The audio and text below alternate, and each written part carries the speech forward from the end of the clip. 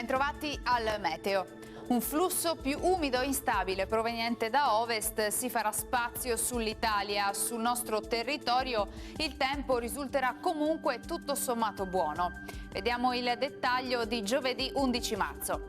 Sul Veneto tempo stabile e asciutto, al mattino più ampio soleggiamento, con il passare delle ore il cielo potrebbe coprirsi maggiormente fino a risultare localmente grigio, in nottata poi non si escludono dei deboli piovaschi. Temperature minime tra lo 0 e i 3 gradi, massime sui 10-14 gradi all'incirca. Stessa situazione poi se ci spostiamo anche sul Friuli Venezia Giulia, inizialmente tanto sole, dal pomeriggio più nubi e dentro la notte qualche pioggia. Temperature minime tra 0 e 4 gradi, massime fino a 11-12 gradi.